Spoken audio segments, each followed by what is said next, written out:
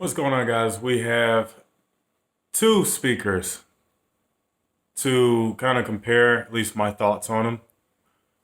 So earlier today, we just got back from Michael's house and got to hear the rf7s and the Martin Logan Motion 60 XTI. Both are very, very, very different speakers. Can't even compare. Honestly, I can already tell you just from the start, um, they're about the same price, about 1800 bucks a piece. And I can definitely tell you the Klipsch, them being the most sensitive, not only that, them using a waveguide. The speakers are very direct, just in your face. Um, what I would recommend, if you guys do go the route of the RF7, definitely have an open room. And I mean, be far back away from those speakers. They're not the speakers that you want to be just 8, 9 feet away from. You want to be further away. If you do have the room, by any means necessary, I do recommend those.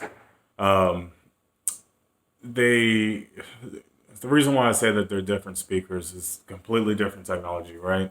So the RF7 threes, those use a 1.75-inch compression driver, and from the looks of it, when I had it up on the screen, kind of looked like they were using the Celestion compression driver.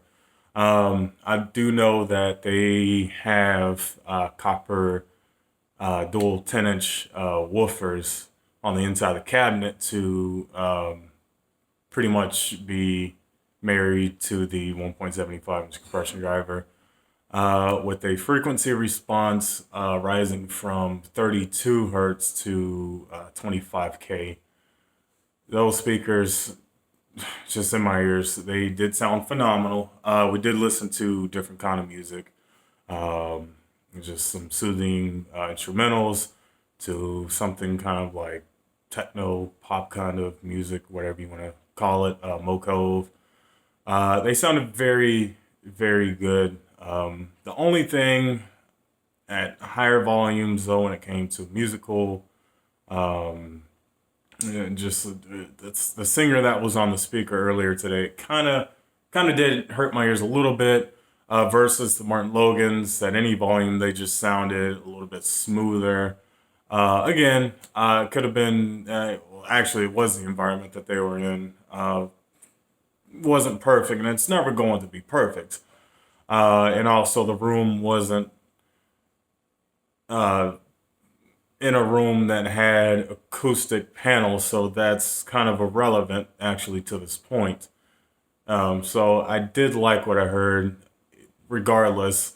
So let's just explain the setup. Maybe Mike might do this. So if he does, he can cut this out. The speakers were plugged into a Accurus amplifier, I believe feeding 300 watts per channel into each speaker.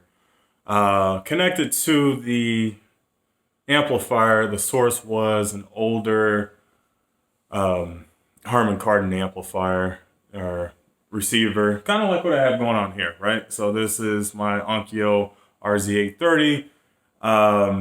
Because my speakers are active, they're biamp going through this Behringer DCX 2496. Then from there it goes into the dedicated amplifiers and out into the speakers. So it's pretty much something similar to what is going on. Anyway, both speakers are incredible. The Martin Logans, let's talk about those, right? So that one is a three-way design compared to Klipsch standard two-way design with the compression driver and dual 15s. I'm sorry, dual 10s, and the Martin Logan's using the air motion driver.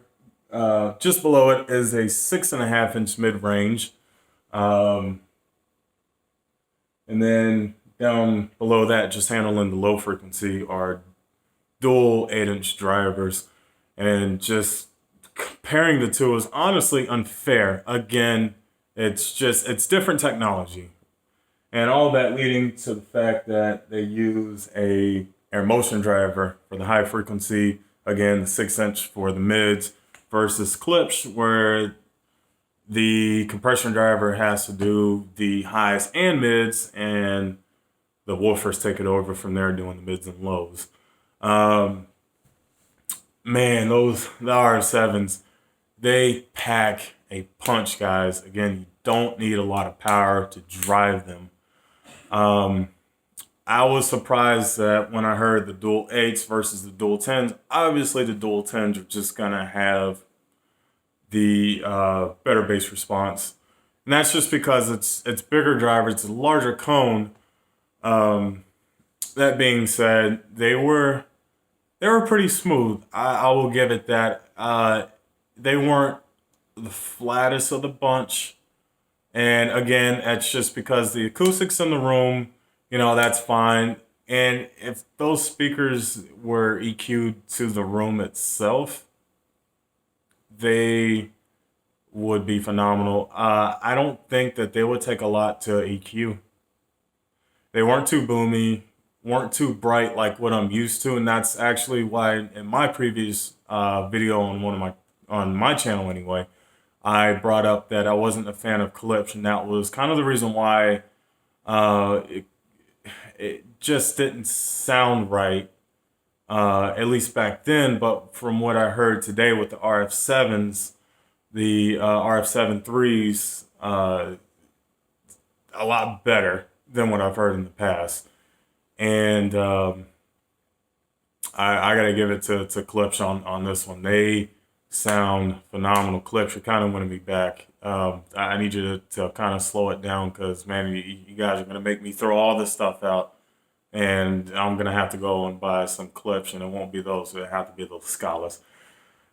But anyway, so frequency response between the two are about the same. The Klipsch hits just a little lower, that being a bigger cabinet and bigger drivers. But anyway, I definitely like what I heard. The Martin Logans are going to have a wider sound stage, and that's because they're not using a horn.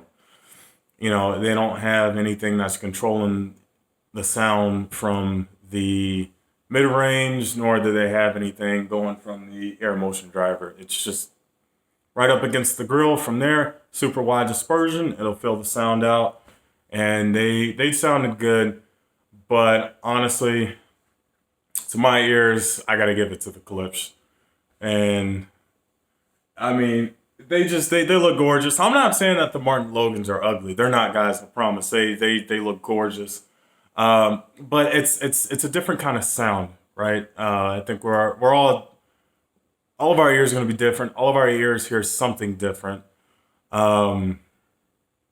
If you are in a very wide area, and it's kind of in a smaller room, and you're gonna spend that kind of money, buy the Martin Logans. If you want a live type of sound, like kind of concerts, or if you want something to feel, go with the Klipsch. The only thing is, as I mentioned before, and guys, I'm very straight up, the Klipsch are just very in your face. They're at it. They're active.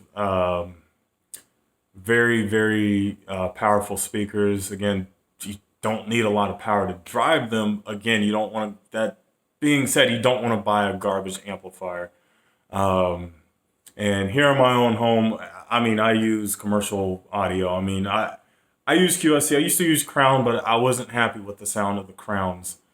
They were very nasty sounding. But anyway, guys, yeah, I gotta give it to the Klipsch. Now, take that and apply it to movies. Again, the Klipsch, I think you would feel a lot more into the movie itself. But the Klipsch, they just get you. They kind of they put butterflies in your stomach, and I mean that in a good way, not in a bad way. It's just every instrument sounds real. Whether if it's digital music or whether if it just sounds live, it sounds great coming from those speakers. Again, everybody's environment's going to be different. That's fine, guys. Give them a chance. Also, when you buy these speakers, don't rate them when you get them, just after 2 days or just, when you plug them in, they have to have time to break in. When you do that, they will become alive, like we heard at Michael's house today. It sounded phenomenal.